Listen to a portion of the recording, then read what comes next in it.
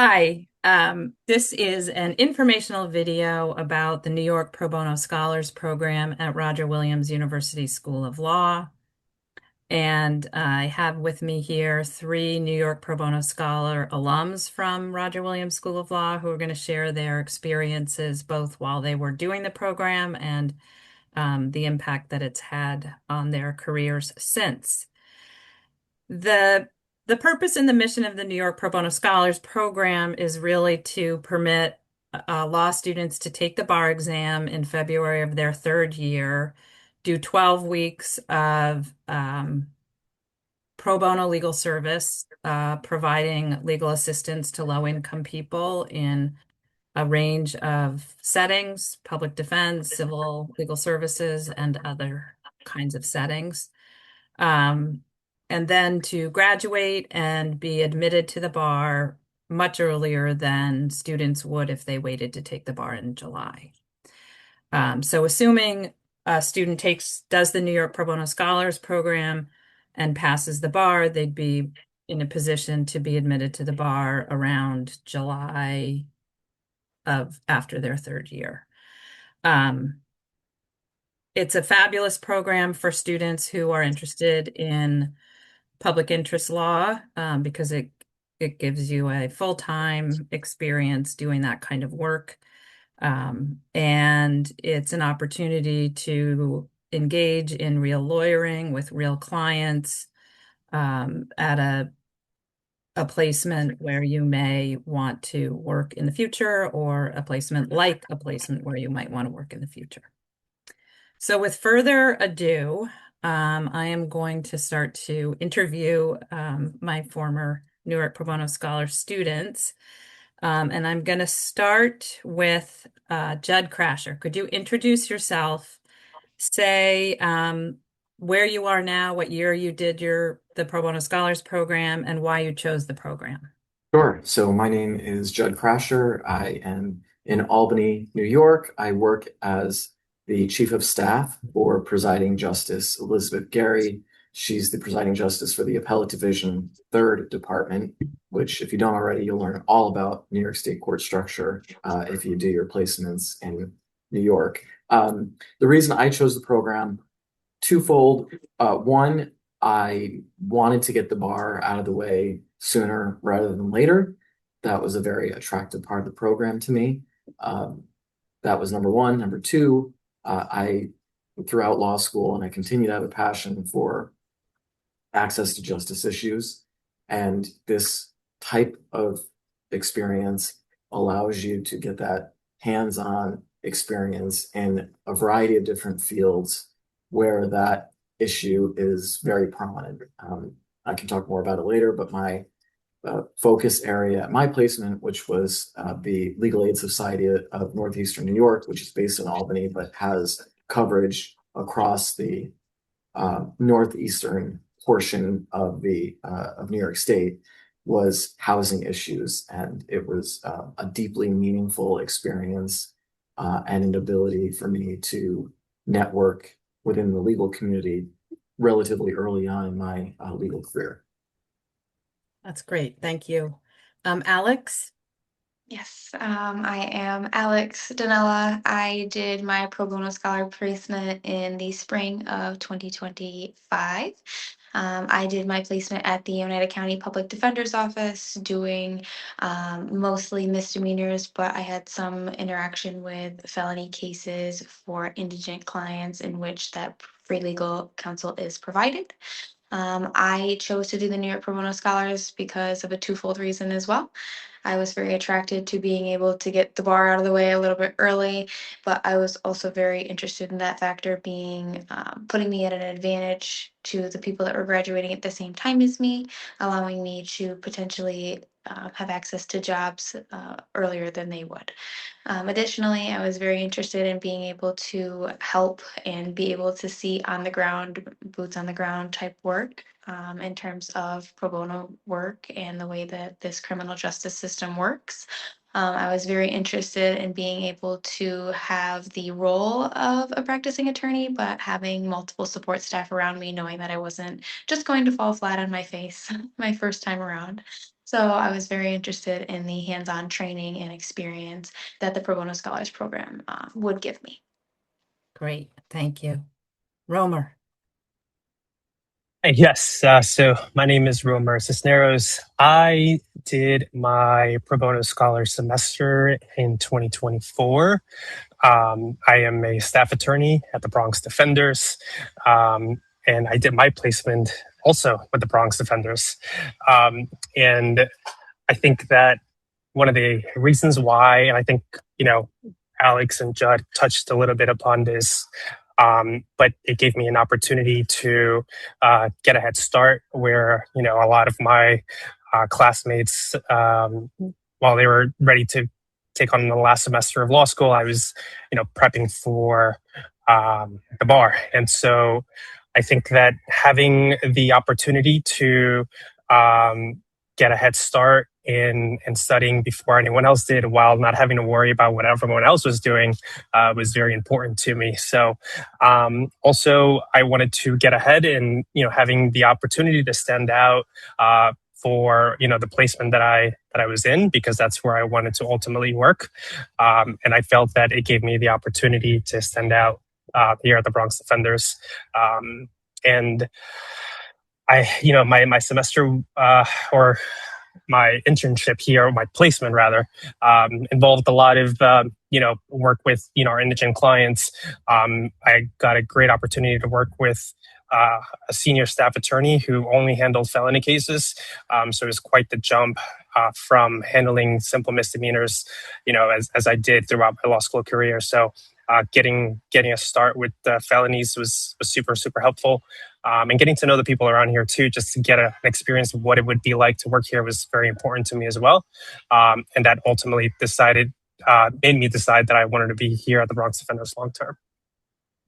Great. And you all did stand out without a doubt. Okay. Tell us a little bit about what it's like to take the bar in February of your third year. Alex, you want to take this one first? Sure. So taking the bar in February of your third year is without a doubt challenging. I'm not going to sugarcoat that in any capacity. It is very challenging, but I do think that it gives you a sense of advanced discipline that people of their third year don't typically have. That I think really gave me an immense appreciation for not only my own work ethic, but for the career in itself.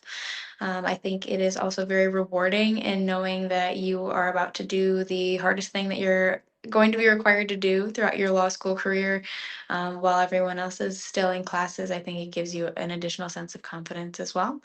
I think that at the end of it all, taking the bar in February, as dreading as it is, it's all worth it when April rolls around. So I think all in all, it was hard, but it was worth it. Thank you. Judd and Romer, do you have anything you'd like to add?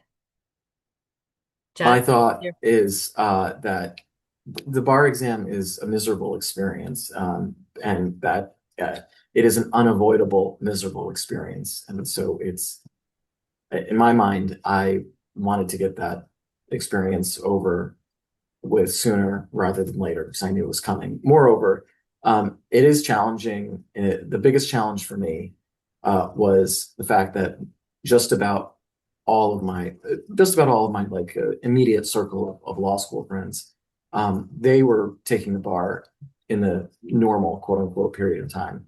So I was sort of riding solo with my friend group in preparing for the bar. That being said, though, I was able to look back on the experience, in hindsight, and preparing for the bar in the late fall and winter is so much better than preparing for it during the summertime. It's just so much easier. And as challenging as bar prep is, I personally felt that I would have much have rather my experience doing that bar prep earlier on, rather than struggling through it when the weather's nicer.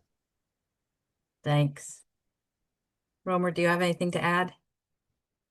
Yeah, so I mean, throughout my law school career, I came to find out that I generally wasn't the type of student who wanted to know what was happening right after everyone took a final exam. I was not one to gather with the crowd and figure out where I went wrong in the final. And so taking the bar in February was very helpful in that regard, where no one else knew what I was doing. It was just me, myself, and I had no one else to compare myself to. So it was I think super helpful in that regard, where while yes, it was lonely, it was also helpful to not have to compare myself to anyone else or try to really gauge whether I was behind or ahead of everyone else. I was just going at my own pace and whatever, worked for me. So that was super helpful. Great.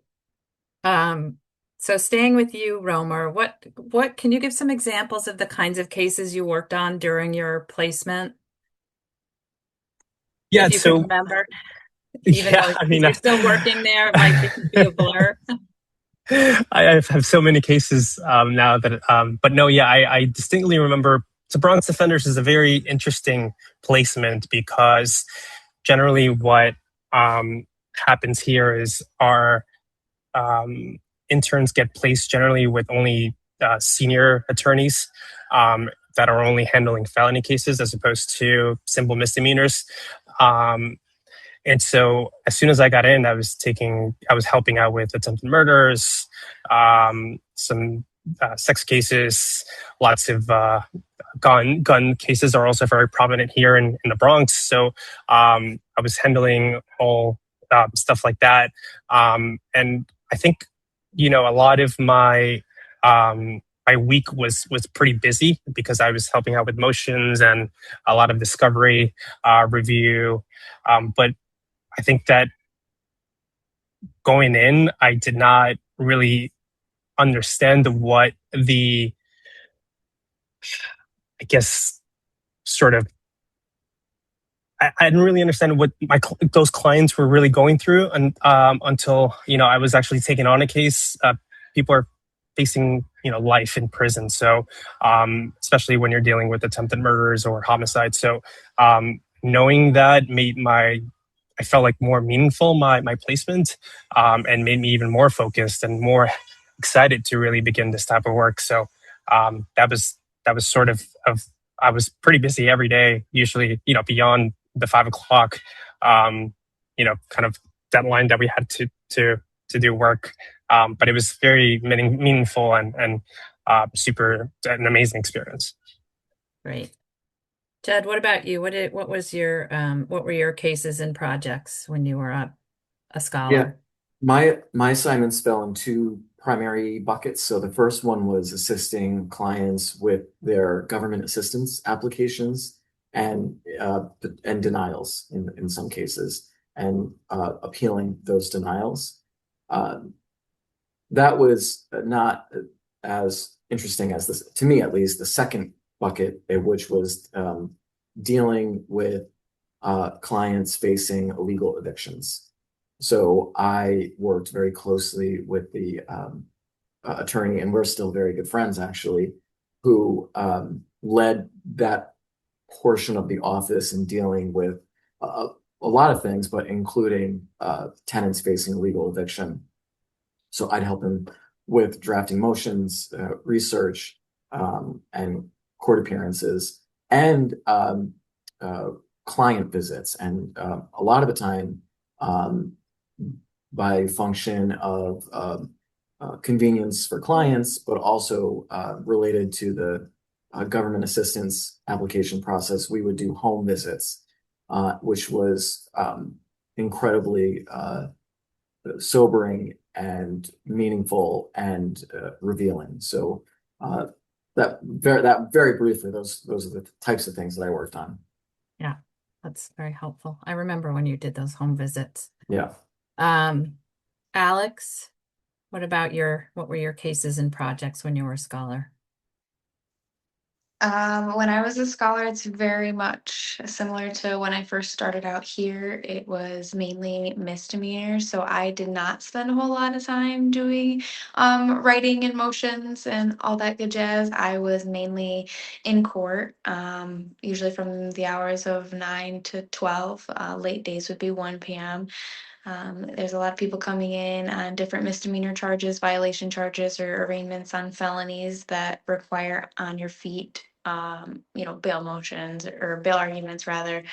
Um, in preparing someone for what that may look like, I found it to be a lot of difficult conversations and trying to build a rapport with someone that you've never met is much harder than I anticipated. So I do think that that was a very worthwhile experience for me, but a lot of it was definitely on your feet in court and trying to come up with either quick solutions or um, hard conversations for cases that would be a little bit more complex. Mhm. Great. Um, what skills do you feel like you developed during your placements or started to develop? Um, Romer. Um, I think learning what it means to be a lawyer, honestly, what it means, what the everyday, life of a public defender is like. Um, Going to court in the morning, coming out of court, maybe talking to your client over the phone, or calling those people back, since they've been calling you all morning, and then getting right back to meeting those deadlines that you need to meet. Because my supervisor was very hands-on and kind of guiding me through that, I think I gained that skill. It almost became second nature to me once I actually began my own practice. Um, and and I think I learned that way before almost anyone else did, right, in our law school. So when I would talk about my everyday job to my classmates, they'd be like, that sounds very stressful, and I'm like, well, now it's like second-hand nature to me. So I think that doing the program really gets you to uh, a place of like what it means to actually be a lawyer, and it gets you ready for it, preps you, and once you really have your license and stuff like that, it's nothing new, nothing really too impactful. You know what it means to go to court, what it means to write a motion, what it means to do research and all that stuff, and really almost what it means to have a caseload. So that's really important. The value of experiential ed, right? It's Oh pretty yeah. big. Um, Judd, what skills do you feel like you developed?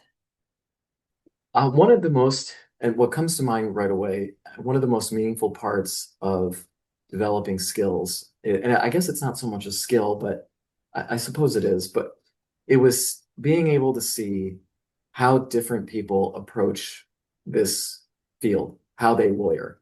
There isn't one size fits all. Not all lawyers act the same, and I knew that sort of intellectually, but seeing that on the ground was really important because you really get to see the types of ways to be a lawyer that align with who you are as a person and your values, and therefore how you start to develop how you want to be as a lawyer. And just as importantly, you see the ugliness. You can see the parts of lawyering or the way that people approach lawyering that very much do not align with your values. And you can see the type of practitioner you don't want to end up being. That was really valuable to see, to figure out the kind of lawyer I want to be was a big benefit to the office I was in. And then secondly, client interactions. I as much as I loved law school, it is so challenging, I think, to mimic that in an academic setting. There's really no way to, I think, do that in a hyper realistic way. The only way to do that is to actually do it and to do that client interaction. That was really meaningful to at least begin to develop my own process and how to uh, digest and really complicated, sometimes really difficult to hear information, but also how to be as empathetic as possible with these clients. That was also super meaningful and something that I don't think it's so hard to get in the classroom. Yeah. So you've touched on professional identity formation, which we talk about a lot in law school, client-centered lawyering, and interviewing and counseling. That's really great. Alex, do you want to talk about the skills that you feel like you developed during the program? Yeah, I think that I would also agree with everything that's been said, but in particular, the learning how you want to be as a lawyer is a huge thing that I also learned.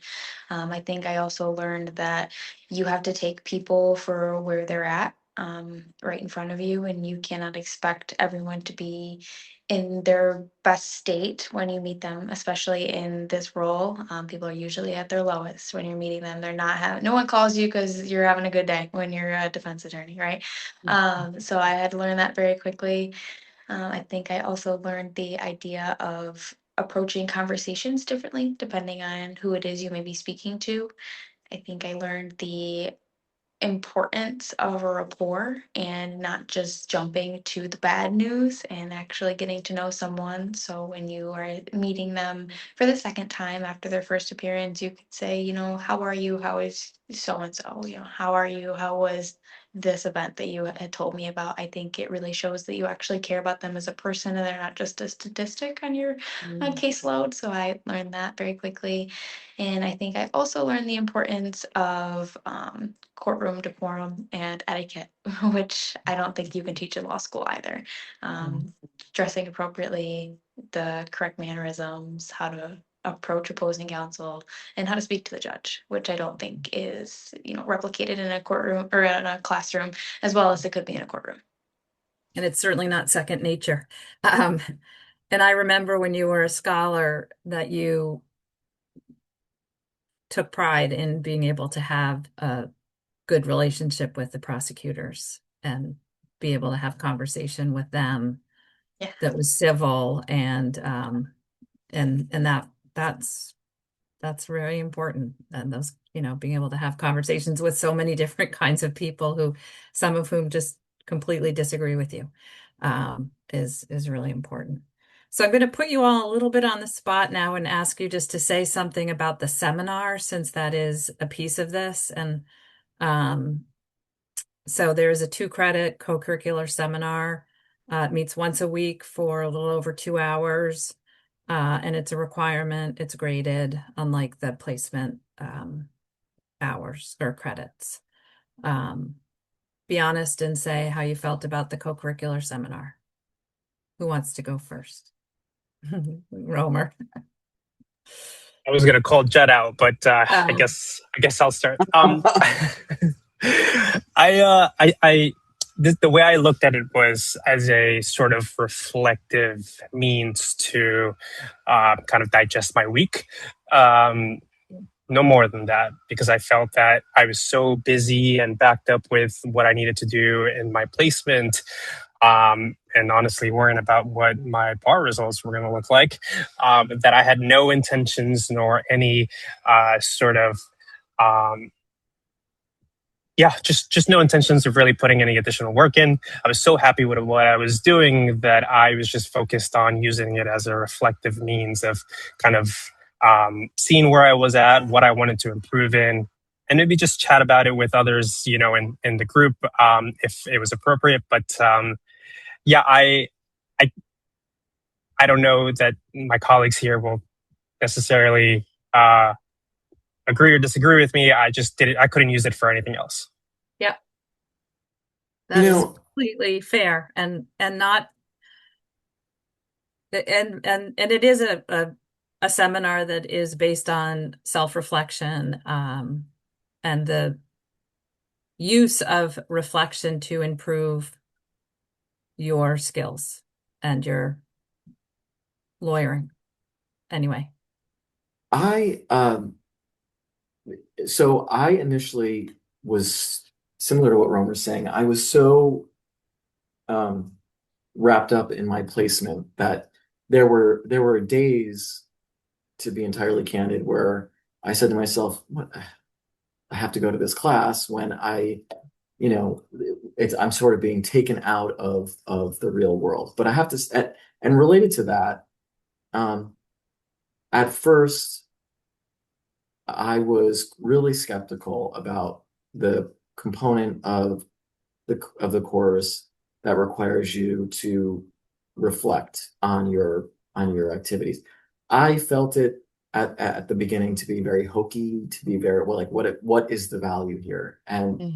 But I will say that as time went on, and as I look back on the experience, my advice is to actually not enter it with that negative viewpoint, because it actually ended up being really helpful. And um, I remember when I did my first couple of reflections, they were sort of bare bones. I really didn't know what I was supposed to be getting at. I really wasn't understanding the purpose of it. But as time went on, and as I got deeper into my experience, I remember in all sorts of different ways reflecting on many different aspects of the office. And it was really helpful, not just for me to um, process challenges that were going on within the office, but also, as I mentioned before, to help figure out the kind of lawyer that I wanted to be. And again, the kind of lawyer I very much didn't want to be. Um, that appreciation of it didn't happen until deeper into the process. So I suppose, again, my advice would be to, even if you begin skeptical of that, to trust the process, because it ends up working to your benefit. Nice. Thank you. Alex? I think that at first I was also skeptical, but I think it was a great grounding tool for me personally to drag me out of the work I was doing because I was getting so nervous that I wasn't doing the right thing, and I was stressed about the bar, and I was stressed I was about this, and I was stressed I was doing things wrong. And those 2 hours every week really showed me that it's okay to not know everything because you are still a student, and you're still learning. And it really also helped me stay connected because there was only so many people that did the Pro Bono Scholars Program, that when I was taking the bar, I did feel very isolated because I was the only one, which was probably better for my personality. But I think that it was better for me to see everybody on this class, like, okay, I have at that point I had Lauren, at that point I had Erica, and it's like we're all in this together, and I'm still a student, and I'm still connected to my class, and I'm gonna go back for graduation in May, and nothing is gonna change, and it just kind of brought me back down to earth. So the reflection was nice, but the being around everyone that is still a student was the most helpful part for me. Yeah, that's interesting. Sort of a tethering to the school. And no, that's very helpful. Thank you. Um, all right. I think we're going to skip now to advice to prospective New York Pro Bono scholars. Um, Judd, The question I unless, didn't want to go. The question I didn't want to go for. No, no, no. It's all oh, good. No, no, no. I'm just kidding. So I think, okay. So my first piece of advice, I suppose, is to um, try to get a sense. It's hard in law. It's really hard in law school to figure out what exactly you want to do with your law degree. Some people know the first day they enter law school. I was not one of them. Um, but kind of getting a sense of where your passions lie is really important, because it'll give you a much better experience if you pick a placement that aligns with your values and aligns with your passions. That will go a long way to give you a very meaningful experience. The other thing that's a little bit more not so woo-woo is if you're obviously if you're in this program, you want to be practicing in New York State. New York State practice, particularly the civil rules of procedure, if that ends up being your realm or even a realm that you're interested in, is very different from what you're learning in law school with the federal rules of civil procedure. And not to add more stress to your law school experience, but it might be helpful to familiarize yourself with New York practice, particularly if you know you want to enter, do the Pro Bono Scholars Program and be on the civil side of New York practice. It goes a long way because there are many, many nuances to the rules that you simply can't pick up on through a standard law school civil procedure class. So to the extent you've got the bandwidth to familiarize yourself, even just a little bit with New York practice, I think that's helpful. Thank you. Alex, do you have a piece of advice for somebody who's considering the New York Pro Bono Scholars or? My biggest piece of advice to anyone considering the New York Pro Bono Scholars is be prepared to throw your absolute all at studying for the bar. I'm not going to sit here and say it's easy. I'm not going to sit here and say it's fun. It's over Thanksgiving, Christmas, New Year's, and it was over my birthday. So I'm not going to say it was fun, but it is so worth it in April when you find out the bar results, and then in May when you're at graduation and you were announced with the little ESQ, the 3 letters we worked so hard for at the end of your name, and you just know that walking off that stage, the only thing you have to do is be sworn in. It is such a weight off of your shoulders, and just be prepared for the first couple weeks to suck, but it's gonna be worth it. Just throw your all at it first. Okay, great. Romer?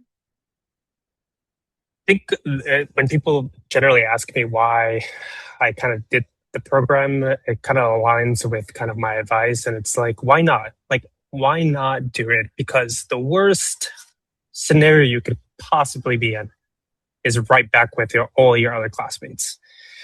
At worst, you're taking the July bar with everyone else. You're not falling behind. And if anything, you've gained experience and potential friends and colleagues that you're going to be working with in the future once you do pass the bar exam. But it's like, I don't see a really bad negative impact on your timeline.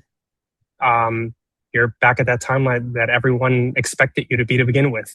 So why not, get ahead, give yourself some grace while you're studying for that bar exam, because there will be rough weeks. There will be rough practice tests that you take where you're going to say to yourself, I don't know that I'm cut out for this, or I don't know that I could do this. But when the time comes and you get those results, you will be very, very happy. You're going to be grateful to yourself for taking on that task. And now you get to enjoy your summer. I mean, what's better than that? I don't think anything. So yeah, definitely do it. Wonderful. Eliza, can I add one more thing? Yes. So the other thing that I hope law students think about, in my current role, I deal with law students all the time. And there are the people at Roger Williams are fantastic. And the folks that I graduated with in 2024 are great people. The graduating classes that I've been able to interact with in other ways, the school produces wonderful people to work with. And my hope is that you lean on the alumni of Roger Williams as needed. So, and it's not just with pro bono scholars, but with anything that, whether it's career advice, whether it's whatever, trying to get an outline for a particular class, whatever it is, I wish I heard more from Roger Williams students in whatever capacity they want to reach out to me with, because most, if not all of us, want to see our fellow RWU grads succeed. And to the extent that I can be helpful, I'm here for that. So I really hope that you lean on our network of alum. They're really good people. I'm okay, but the rest are really good. You're better than okay, Judd. You're fabulous. All right. We've taken a good chunk of time on this, and so I'm going to wrap it up unless any of you have some parting words you want to say. You sort of just did that. So, but if there's anything that is like burning to come out, now's the time. I think just enjoy the process as much as you can. And you'll get to meet wonderful people, I think, like Judd said, along the road, who you never really thought of meeting or even getting an opportunity to talk to. Get to know your judges early on too. And once you actually get back into that courtroom, you're like, I know you, they know you. Even the court officers are not kicking you out of the first row like they do here in the Bronx when you're not a lawyer. They know who you are. So it's good experience. And you get to tell your other incoming class, your other colleagues who haven't done that program, or I guess the incoming class for your job, that you get to give them your experience, and they also appreciate that very much. You got a leg up, right? And my last thing is really immerse yourself in the office that you're in. So use this as an opportunity, not just to learn about the practice area that you're in, but use it as an opportunity to network. Romer said, like, get to know the judges, get to know other lawyers. It's like this profession is built upon relationships and networks, no matter where you are in the field. It is so valuable. And the sooner you realize that and start to build your network, the more successful you're going to be, the faster, in a faster way. When you realize that a lot of the work, a lot of the fun happens after 5 o'clock, where there are opportunities to engage with members of the bar and bench. When those opportunities come up, seize on them. They are valuable. I think my last parting words is the only thing that you can do for certain is bet on yourself. And if you can't bet on yourself, then you can't bet on anything. So it's most important to put yourself first. And this is the first step in doing that. Thank you. Thank you all so much. So if this video made you interested in applying for the New York Pro Bono Scholars Program, what you will want to do is reach out to me, Eliza Vorenberg, hopefully in the second semester of your first year, but certainly in the first semester of your second year, to say that you're thinking about it. If you don't do it until the second semester of your second year, that's okay too, but it's getting a little bit late at that point. And we will talk through what you are looking to do in your placement and why you want to do the program. I will give you all the details about eligibility and what's required to take the bar in New York, and everything you need to know. We do have a rule at Roger Williams that you need to be in the top 50% of the class to do the program. There is the option of appealing that if you have unique circumstances or experiences, and you can convince the administration that you should be an exception. And